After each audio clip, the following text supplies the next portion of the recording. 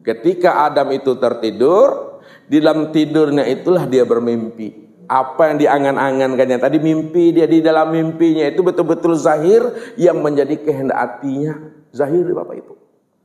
Ketika zahir yang menjadi kehendak hatinya, kaget dia di situ. Ya.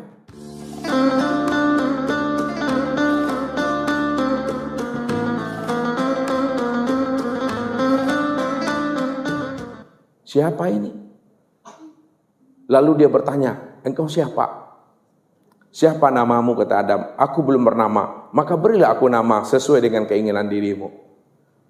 Maka diberilah perempuan itu nama oleh Adam dengan Hawa. Kenapa Hawa? Itu munculnya daripada keinginan Adam. Itu yang disebut namanya Hawa, itu adalah belahan jiwaku. Ketika dia tersadar mimpinya, rupanya zohir, Bapak Ibu, nyata. Ya. Ketika dia tersadar betul-betul terzahir Adam itu, Hawa itu di depan dirinya. Apa yang menjadi mimpinya itu? Gosok-gosok matawa, iyo tidak. Rupanya iyo, rupanya tidak. Semua Bapak Ibu. Tidak imajinasi rupanya. Betul-betul zahir Hawa itu di depan dirinya. Setelah zahir, maka disitulah dia ingin menggapai namanya Hawa tadi. Ingin dijamahnya. Ketika akan menjamah Hawa, maka disitulah Adam itu ditegur oleh Allah. Wahai Adam, engkau belum nikah. Engkau mesti nikah lebih dahulu. Maka ketika itulah Adam dan Hawa dinikahkan oleh Allah. Jadi ketika Adam dinikahkan oleh Allah, apa yang menjadi maharnya, Bapak Ibu? Maharnya itulah dia 2 kalimat syahadat dan sholawat tuh. Allah yang menjadi saksinya, Muhammad malaikat yang menjadi saksinya, Allah yang menjadi walinya di situ. Ya, Allah yang menjadi walinya, Muhammad dan malaikat yang menjadi saksinya di situ. Asalah pernikahan Adam dan Hawa, tapi apa kata Allah? Wahai Adam dan Hawa, engkau boleh nikmati alam sorga ini. Nikmatilah fasilitasnya. Tapi satu yang aku ingatkan kepada dirimu, wahai Adam dan Hawa, jangan sekali-kali kamu menghampiri namanya la taqraba hazis syajarah. Jangan kamu sekali-kali menghampiri batang pohon ini. Nah, pohon ini itu maksudnya pohon khuldi itu, pohon larangan namanya Bapak Ibu. Tapi semuanya silakan nikmati. Cuma satu pesan aku, jangan engkau dekati pohon khuldi itu. Baik ya Allah. Yang namanya iblis, Bapak Ibu. Lihat. Iblis itu kan terkutuk. Kenapa dia terkutuk? Kapan dia terkutuk? Saat bagaimana? Apa sebabnya? Iblis itu dikutuk Allah pada saat Adam itu telah tercipta dengan baik. Telah ada nur di dalam dirinya. Telah tajalli Allah di dalam rahasia dirinya. Maka ketika itu Allah perintahkan kepada malaikat. Allah perintahkan kepada iblis. Wahai malaikat, wahai iblis, tunduk dan patuhlah kamu kepada Adam. Hormat kamu kepada Adam. Lalu yang namanya malaikat patuh, Bapak Ibu, tunduk, hormat dia kepada Adam ini. Ini disebut namanya sujud ujian namanya. Sajadatul imtihan, sujud ujian namanya, diuji oleh Tuhan. Jadi malaikat tuh sujud, dia patuh. Yang namanya iblis tidak mau, enggan dia. Kenapa iblis itu enggan kepada Adam, tak mau sujud, tidak mau patuh kepada perintah Allah? Dia protes kepada Allah.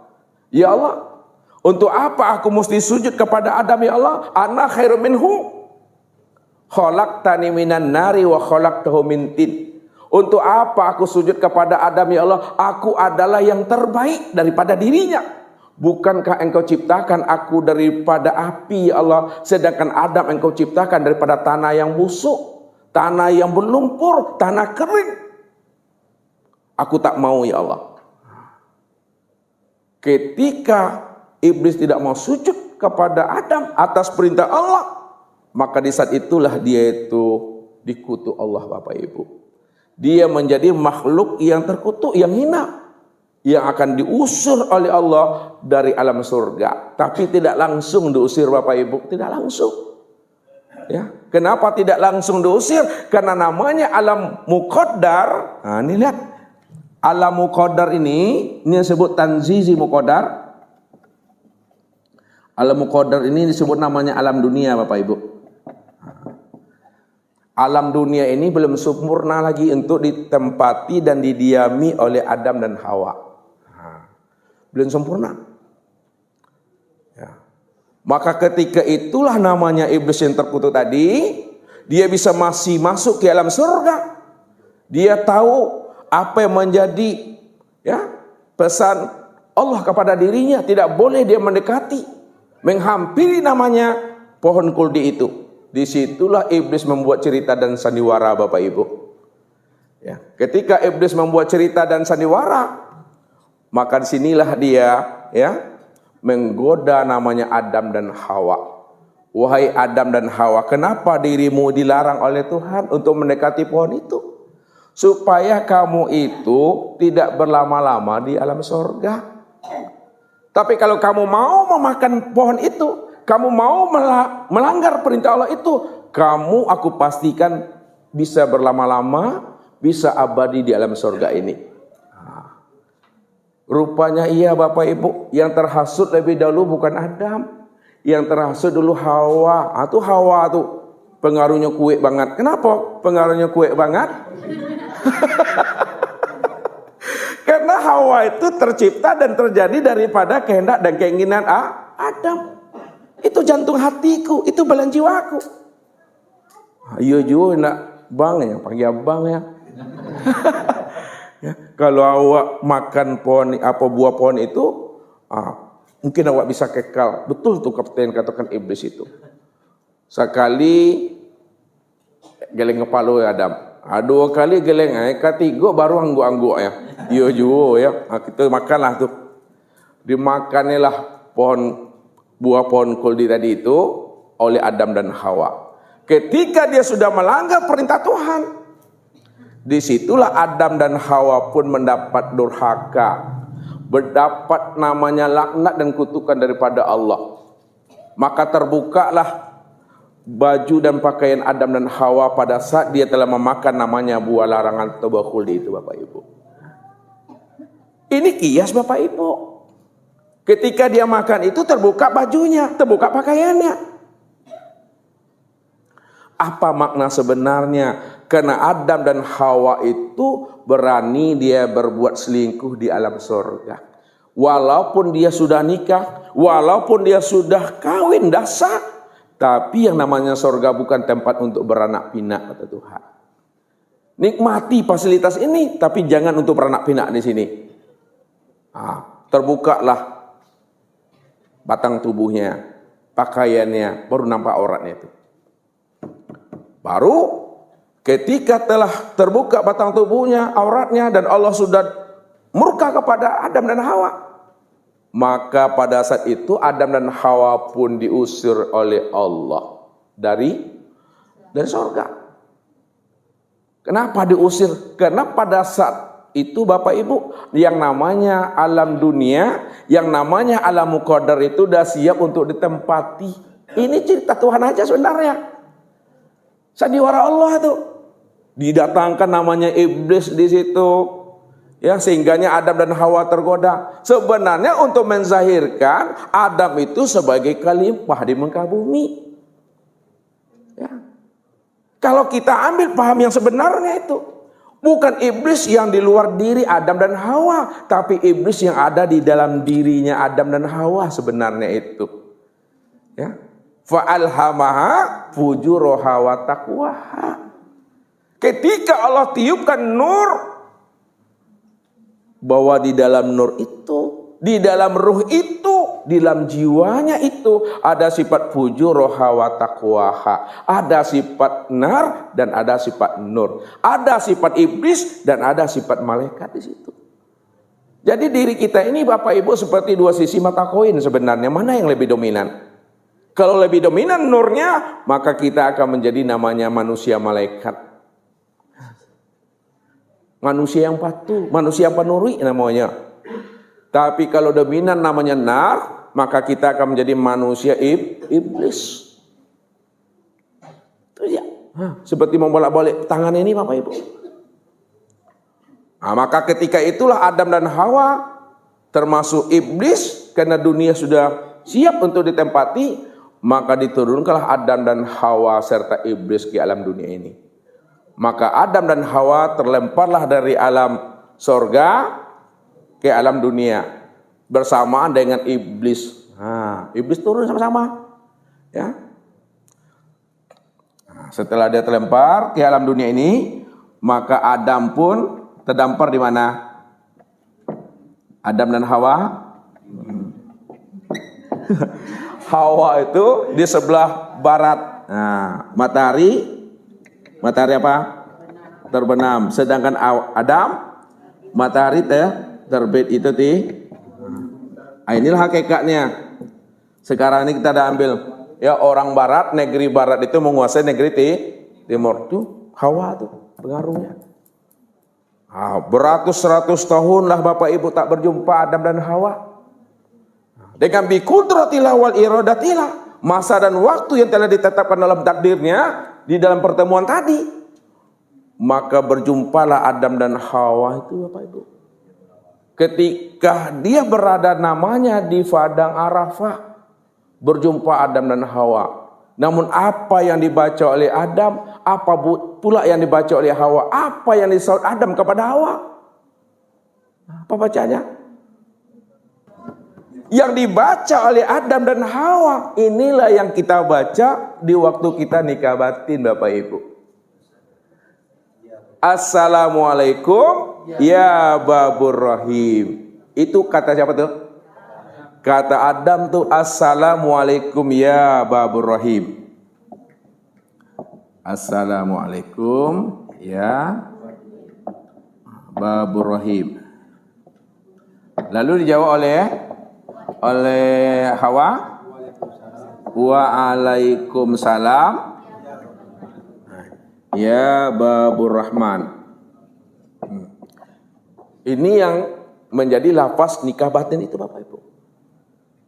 Itu dibaca. Inilah pertemuan Adam dan Hawa itu di Jabal apa namanya kali Pak yang ada pergi sini? Jabal Rahmah. Bukit apa artinya itu? Jabal Rahmah, bukit kasih sayang. Makanya kalau orang tak paham kaji, dia dari Indonesia ini bawanya spidolnya.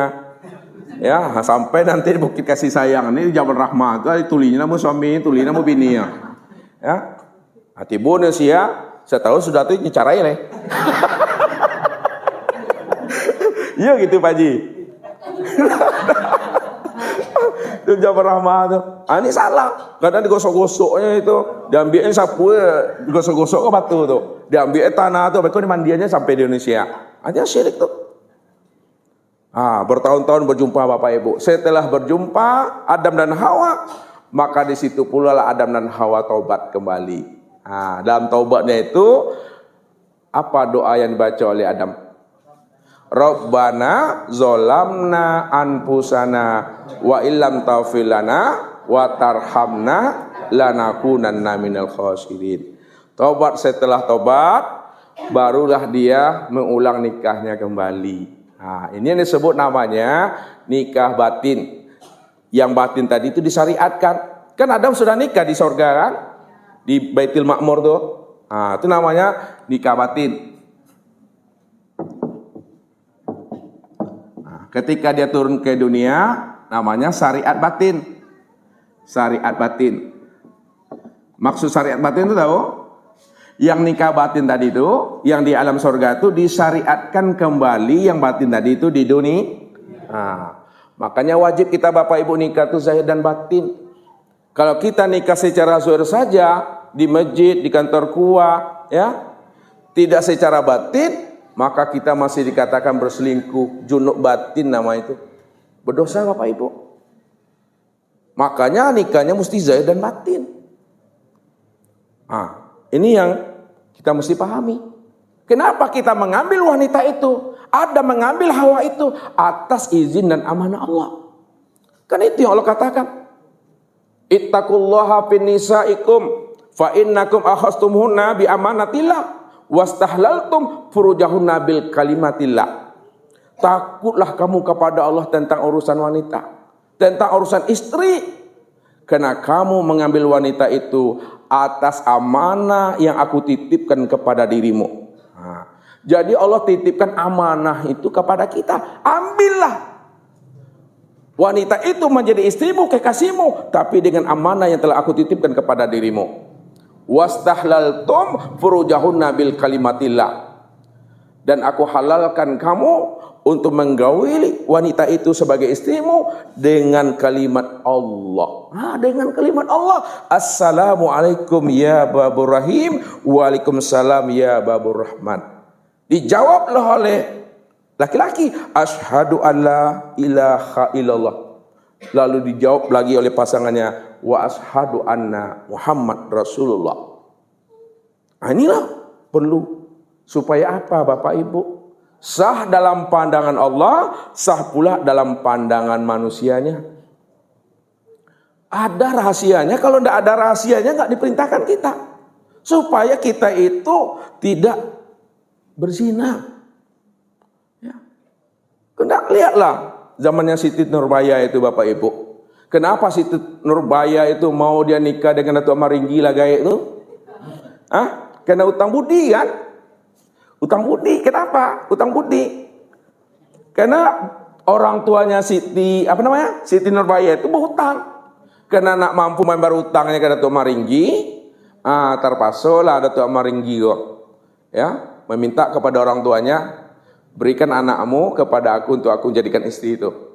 Siti Nurbaya mau. Kenapa? Karena yang memerintahkan ayahnya, yang memerintahkan ibunya, dia takut durhaka. Walaupun dia mau, badannya dikuasai oleh Datuk Maringgi, tapi batinnya tidak pernah bisa dikuasai oleh Datuk Maringgi itu. Jadi nikah batin itu betul-betul zahir dan batin. Ya. Kekurangan suami, kekurangan istri, kelebihan suami, kelebihan istri, mesti siap kita menerimanya. Jangan kelebihannya saja yang kita bisa terima, kekurangan nggak bisa. Ini payah. Sedangkan Adam dan Hawa digambarkan Allah, hunna libasul lakum wa antum libasul lahunna. Hawa itu pakaian bagi Adam dan Adam itu pakaian bagi Hawa. Yang namanya pakaian itu menutupi aib, kekurangan masing-masing. Ya. Itulah fungsi pakaian itu. Menutupi badan ini dari cuaca, panas, dingin.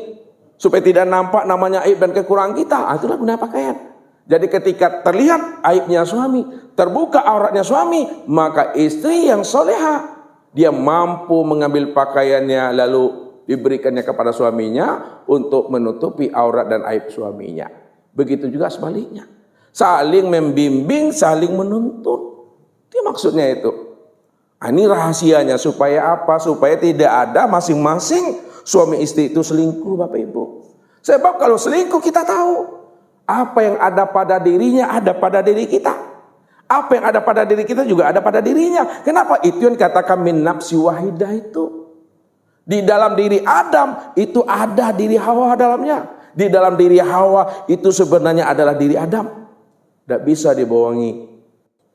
Supaya tidak ada selingkuh itu siap menerimanya.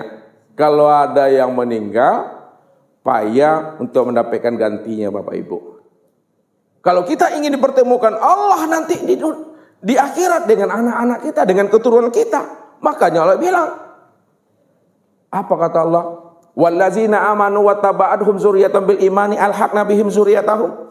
Apabila suami bertakwa, istri bertakwa, anak cucu menantu bertakwa, semuanya beriman kepada aku, kata Allah, alhaqna bihim zuriyatahum. Akulah Allah akan mempertemukan kalian semua di dalam surga menjadi satu keluarga yang utuh kembalinya ke Tuhan. Andai kata kita tidak satu rumah nanti dengan anak dan menantu, tapi satu komplek perumahan surga Bapak Ibu, beruntunnya waktu. Walaupun tidak serumah di surga, tapi satu komplek perumahan surga aja masih beruntung tuh. Ini yang dimaksud Allah, wallahu yahtasu bi rahmatihi man yasha itu. Allah mengistimewakan, Allah mengkhususkan hamba-hambanya yang dikehendaki untuk mendapatkan rahmat dan kasih sayangnya. Maka di dunia inilah sebenarnya Bapak Ibu, bagaimana kita meraih rahmat dan kasih sayangnya Allah. Itu jalannya, hendaklah kita menjadi orang yang patuh dan penurut di mata Allah Bapak Ibu. Imtisalul amri wajtanibun nawahi. Laksanakan perintahnya dan jauhi semua larangannya. Mungkin ini saja Bapak Ibu yang dimuliakan Allah tentang rahasia ya kosong, tentang rahasia nur, tentang rahasia ruh, dan tentang rahasia Adam dan Hawa itu. Ya, ini makanya wajib kita kenal ini, wajib kita mesti tahu ini. Siapa yang kosong, siapa nur, siapa ruh. Nah, maka yang kosong itu ini yang disebut namanya yang batin tadi. Nah, ini lihat kesimpulannya. Yang kosong itu batin. Batin itu bukan tidak ada, tapi belum bisa dikenal, belum bisa dilihat, belum bisa disaksikan. Lalu bagaimana dia bisa dikenal, dilihat dan disaksikan? Maka dia mentajalikan dirinya berupa nur. Nah, ketika dia telah mentajalikan dirinya berupa nur, maka di situ disebut namanya dengan zohir. Ketika dia telah menamai dirinya dengan zohir yang sudah berupa nur, barulah si batin ini bisa dikenal, bisa dilihat, dan bisa disaksikan. Kenapa bisa dilihat, dikenal, dan disaksikan? Karena yang si batin itu sudah menjadi rahasianya si zohir. Yang kosong itu sudah menjadi rahasianya nur. Ini yang dikatakan nur ala nur, ya, yang zohirnya nur, yang lebur juga nur. Ya. Kalaulah zohir dan batin sudah terpatri dia di dalam satu wujud, maka zahir dan batin itu juga lebur ke dalam ruh ini. Nah, lebur dia. Yang zahir batin, yang Allah dan Muhammad tadi, lebur dia ke dalam ruh. Makanya ruh ini disebut namanya Ruhul Kudus. Ruhul Kudus. Apa artinya itu Ruhul Kudus? Yang suci itu. Siapa yang suci itu? Allah. Itu dia. Makanya carilah Allah dan Muhammad itu di dalam Ruhul Kudus itu di dalam dirimu. Sekarang Ruhul Kudus itu yang ruh tadi sudah sempurna dia menjadi batang tubuh ini Bapak Ibu. Sudah sempurna dia menjadi batang tubuh, itu yang disebut namanya Adam. Inilah dia. Jadi pandanglah Adam, kemudian pandang di balik Adam. Pandang Adam dan pandang pula di balik Adam. Ketika kita memandang di balik Adam, yang terpandang adalah ruh. Ketika kita memandang di balik ruh, yang terpandang adalah nur. Ketika kita memandang di balik nur, maka yang terpandang adalah Allah. Maka sempurnalah di situ Allah katakan, wa khalaqa Adam ka suratihi, aku jadikan Adam itu tidak lain adalah diriku sendiri. Adam itu aku dan aku itulah yang Adam. Makanya Adam itu diberi artinya dengan apa? Tiada. Kalau ada Adam itu artinya tiada, yang ada siapa? Allah. Yang ada hanya Allah. Nah, kalau Allah cuma yang ada, maka Allah itulah yang dikatakan Adam, dan Adam itulah yang dikatakan nyatanya wujud Allah, rupa insan. Ini sempurna dia. Ya, itu saja Bapak Ibu. Sekarang kita lanjutkan dengan diskusi dan muzakarah kita. Assalamualaikum warahmatullahi wabarakatuh.